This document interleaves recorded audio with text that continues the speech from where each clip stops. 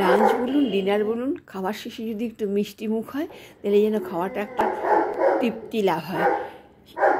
তাই জন্য আমি একটা আজকে মিষ্টি রেসিপি বানিয়েছি, সেটাই আপনাদের সাথে শেয়ার করছি। একটা বোলের মধ্যে যতটুকুনি গুঁড়ো দুধ নিয়েছি তার অর্ধেক পরিমাণে ময়দা নিয়েছি, তার মধ্যে আমি 1 চামচ মতন বেকিং পাউডার আর 1/4 চামচ মতন হলো বেকিং সোডা দিয়ে, আর 2 পিঞ্চ মতন এলাচির গুঁড়ো আর 1 চামচ ঘি দিয়ে একটু হালকা গরম দুধ দিয়ে একটা চ্যাটচেটে ডো বানাবো। সেটাকে ভালো করে মেখে নিয়ে তারপর আমি সেটাকে আধ ঘন্টার জন্য রেস্টে রেখে দেবো। তারপর দেখো ঢাকনা খুলে দেখবো একদম ডোটা একদম পারফেক্ট হয়ে গেছে, আর হাতে লাগছে না।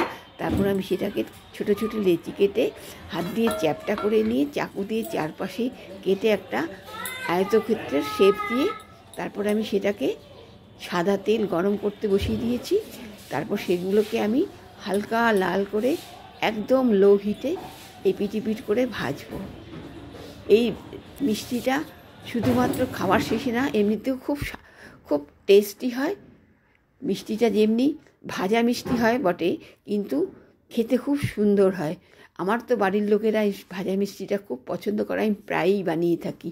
এবার মিষ্টিটা যেই ভাজা হয়ে যাবে তারপর আমি একটা শিরা বানাবো। শিরাতে যতটুকুনি চিনি নিয়েছি ততটুকুনি জল দিয়ে আমি একটা চ্যাটচেটে শিরা তৈরি করব, যেটাতে কোনো তার ফাট থাকবে না। সেই শিরাটা নিয়ে নাকি ফুটতে থাকবে, তখন আমি ভাজা মিষ্টিগুলো দিয়ে 5 মিনিট মতন ফুটতে দেব। বেশ ভাজা মিষ্টিগুলো রসের মধ্যে ডুবে থাকে, এরকমভাবে আমাকে শিরাটা বানাতে হবে।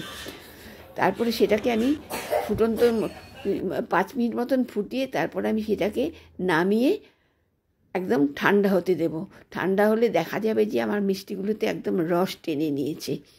তারপর সেটাকে আমি পেস্তা বাদাম দিয়ে সার্ভ করে দেব।